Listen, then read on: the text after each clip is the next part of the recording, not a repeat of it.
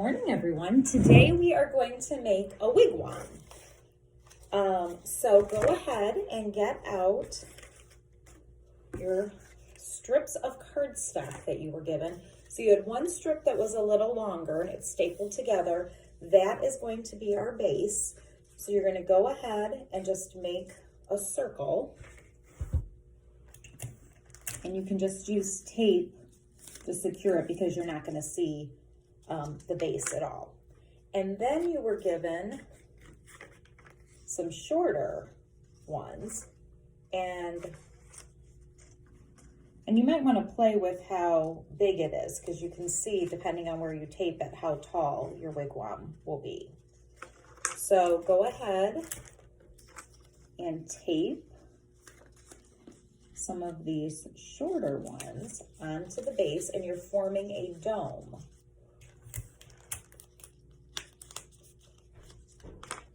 So you can see I have a little dome started here.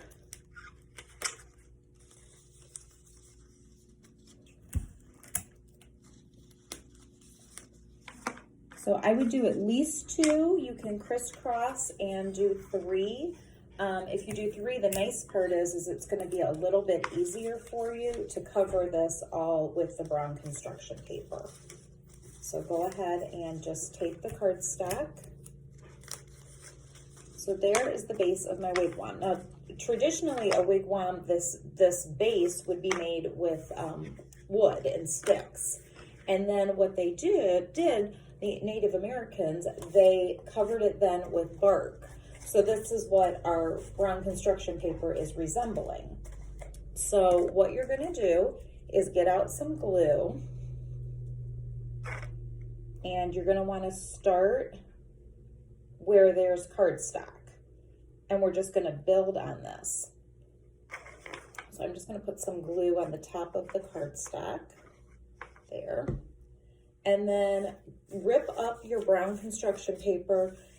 No special sizes, they can be all different, it does not matter.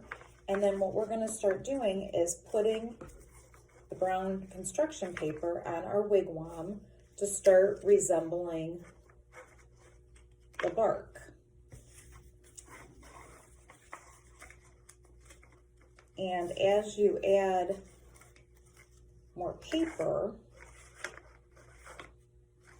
you'll be able to build on it. I did have to stop and mold mine a couple times and just kind of push the construction paper together. And then you can see, like here, it's starting to come together. We can add another piece with some glue to kind of bridge that gap, so that way when we're done, it's one solid piece. So you're just going to continually work to fill in the spaces, gluing the construction paper together to fill in all the blanks. When it's done, it will look something like this. So you can see I got most of those holes filled in. But then if this was somebody's house, obviously they would need a door to get in. So after it dries, because like I said, what I did is I made it, and as I added the paper and the glue, I just kind of kept molding it so we had that dome shape. And then tacking down any extra little pieces that were sticking up. I mean, you can have some that stick up, but I had some that, like this, that didn't really connect. So that way I added more glue, and I just continually pushed down.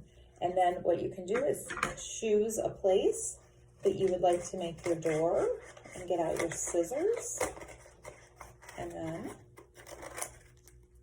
just cut a little door, and then your wigwam's all done. Take your time and enjoy. I can't wait to see everybody's Native Indian wigwams.